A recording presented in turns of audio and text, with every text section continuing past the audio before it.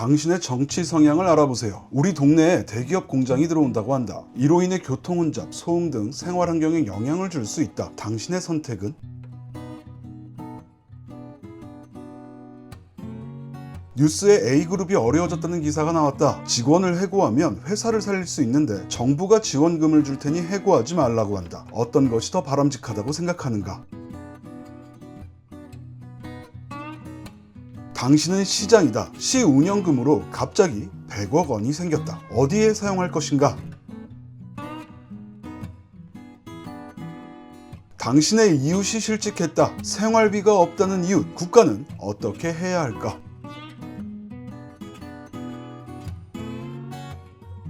미국이 한국에 군사협력을 더 강화하고자 한다. 당신이라면 어떻게 할 것인가?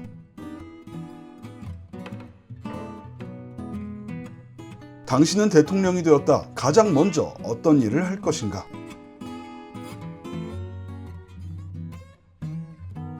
A를 많이 선택한 당신, 안정과 책임을 중시하는 보수입니다.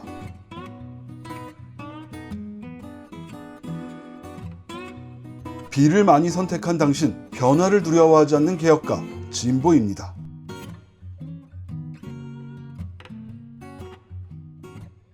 A와 B의 선택 개수가 같은 당신, 상황을 먼저 보는 현실주의자, 중도입니다.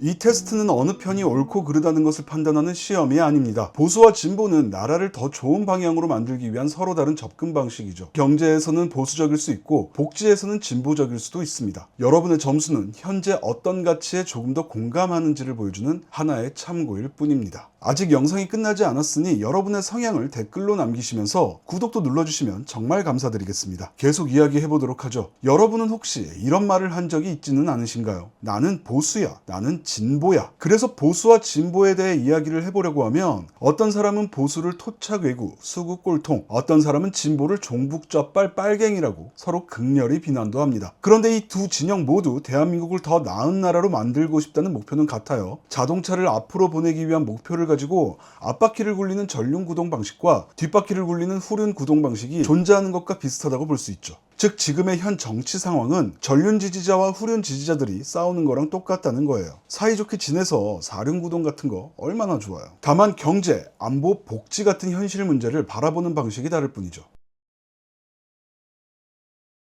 경제 문제에서 보수는 시장의 자율성을 굉장히 중요하게 생각합니다. 자본주의의 이념을 최대한 따르려 하죠. 기업이 자유롭게 투자하고 경쟁해야 경제가 성장하고 그 성장이 일자리와 세수, 국가 경쟁력으로 이어진다고 보는 거죠. 그래서 세금을 높이거나 정부가 시장에 과도하게 개입하는 등에 대해 신중한 태도를 보이는 경우가 많아요. 반면 진보는 시장이 스스로 모든 문제를 해결하지 못한다고 봅니다. 경제가 성장하더라도 그 혜택이 일부에게만 집중되면 사회 전체가 불안정해질 수 있기 때문에 정부가 적극적으로 개입해 불평등을 줄이고 분배를 조정해야 한다고 생각합니다. 그래서 진보는 규제, 복지, 공공투자, 노동보호 같은 정책을 더 강조하는 경우가 많아요. 문제는 이 두 접근이 각각 다른 부작용을 낳는다는 점입니다. 보수적 경제정책이 강해지면 성장은 이루어져도 그 과실이 대기업이나 자산가에 집중되면서 빈부격차가 점점 심해질 수 있죠. 시간이 지날수록 경제는 커지는데 이게 체감은 안 되고 불만이 커질 수 있습니다. 그러다 보니까 이게 진보 진영에서 보기에는 보수는 가진 자를 지키기 위한 정책만을 낸다, 이런 식으로 공격을 하기 딱 좋죠. 그럼 진보적 경제정책이 강해지면 어떻게 되냐? 규제가 심해지고 노동자를 위한 정책이 강화되면서 이제 기업은 이것들의 부담을 느끼게 되고 투자와 고용에 소극적이게 될 수 있습니다. 여기에 정부가 많은 역할을 맡게 되면서 시장의 활력이 떨어지다 보니 결국 일자리 창출이 둔화되고 재정 부담이 커지는 문제가 생길 수 있다는 거죠. 즉 경제에서 보수는 성장의 속도를, 진보는 분배의 균형을 더 중시하고 이 결과로 인해 한국 사회에서는 양극화와 성장 둔화라는 서로 다른 부작용이 반복해서 나타나고 있습니다. 안보 문제에서 보수는 대체로 강한 억지력을 중요하게 생각합니다. 북한을 주적으로 삼고 한미동맹과 국방력 강화, 확실한 대응 메시지가 필요하다고 봐요. 이런 입장은 한국전쟁의 경험과 오랜 군사적 대치 상황에서 비롯된 측면이 크죠. 반면 진보는 군사적 긴장감으로는 문제를 해결할 수 없다고 봅니다. 북한을 단순히 대립 대상으로 보기보다 대화와 협력을 통해 긴장을 낮추고 장기적으로 관계를 개선해야 한다고 생각하죠. 그래서 남북대화, 외교적 해법을 더 강조하는 편입니다. 이렇게만 보면 누가 잘하고 잘못하고 있는지 알 수가 없죠. 둘 다 옳은 말을 하고 있어요. 하나를 잡으면 하나를 놓치는 그런 부작용이 있는데, 보수적 안보관이 강해지면 대화의 가능성보다 위협 인식이 앞서면서 긴장이 더 높아질 수 있습니다. 강경 대응이 반복되면 남북관계는 쉽게 얼어붙고 국내 정치도 안보 이슈를 중심으로 과도하게 대립하게 됩니다. 해외에서 들어오는 투자도 줄어들게 되겠죠. 진보적 접근이 강해지면 대화 자체는 늘어도 억지력이 약해졌다는 불안이 커질 수 있어요. 상대가 선의를 악용할 수 있다는 우려가 생기고 국민은 정부의 안보 판단을 신뢰하지 못하게 되고 결국 대화 정책이 정치적 논란에 휘말리게 되겠죠. 즉 안보에서는 한쪽이 지나치면 전쟁 불안과 안보 불신이라는 서로 다른 부작용이 나타나게 됩니다. 이것도 이제 말할 게 굉장히 많은데, 서로 공격하는 내용만 아주 간단하게 말하면, 보수가 진보에게 비판하는 내용은 대북 지원과 대화가 북한의 핵 개발을 막기는커녕 도와줬다, 북한은 약속을 반복해서 어겼는데도 지나치게 신뢰하려고 한다 등등이 있고, 진보가 보수에게 비판하는 내용은 압박과 제재만으로는 북한 문제를 해결하지 못한다, 대화의 창구는 언제나 유지해야 한다, 한미 동맹은 중요하지만 주변 국가의 관계도 함께 고려해야 한다 등등이 있습니다.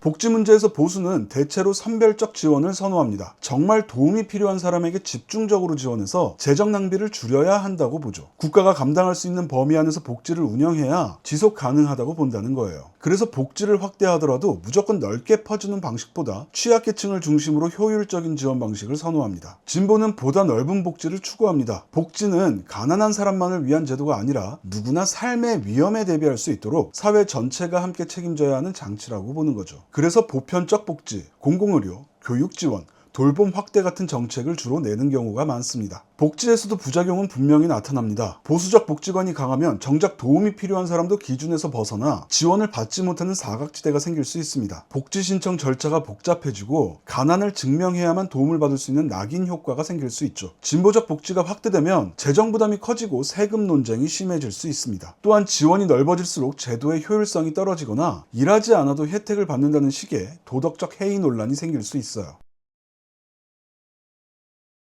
보수와 진보의 싸움이 점점 격해지고 있습니다. 그 이유는 경제, 안보, 복지가 단순한 정책 문제가 아니라 역사와 세대, 지역, 부동산, 남북관계와 모두 연결되어 있기 때문이죠. 한국전쟁의 기억은 안보의식을 강하게 만들었고, 산업화의 경험은 성장 중심 사고를 강화했습니다. 민주화운동은 인권과 평등, 사회적 약자 보호의 감수성을 키웠고, 여기에 부동산 문제와 청년 세대의 불안, 지역 갈등의 남녀 갈등, 세대 갈등, 노동시장 양극화까지 겹치면서 보수와 진보의 차이는 단순한 철학이 아니라 삶의 방식과 미래에 대한 불안으로까지 퍼지게 되었죠. 그래서 최근 한국 정치에는 경제정책, 안보 발언, 복지제도 하나하나가 곧바로 이념 갈등으로 번지는 경우가 많아졌죠. 보수는 안정과 효율, 성장과 억지를 중시합니다. 진보는 변화와 균형, 분배와 완화를 중시하죠. 둘 다 나름의 이유가 있고 현실에서 필요한 부분이 있습니다. 문제는 어느 한쪽의 논리가 지나치게 강해질 때죠. 성장만 강조하면 양극화가 심해지고, 분배만 강조하면 활력이 떨어질 수 있어요. 안보만 강조하면 냉전의 기운이 커지고, 대화만 강조하면 긴장감이 떨어집니다. 복지만 강조하면 재정 부담이 커지고, 효율만 강조하면 복지 사각지대가 생길 수 있어요. 결국 중요한 것은 보수냐 진보냐를 따지는 게 아니라 지금 우리 사회가 겪는 부작용을 파악하고 부작용을 줄이기 위해 어떤 정책이 필요한지를 보는 것입니다. 보수와 진보를 이해하는 것은 상대를 미워하기 위한 것이 아니라 서로 다른 접근이 왜 생겼는지 알고 더 나은 선택을 하기 위한 첫걸음이죠. 다시 물어보겠습니다. 여러분의 정치 성향은 보수입니까? 진보입니까?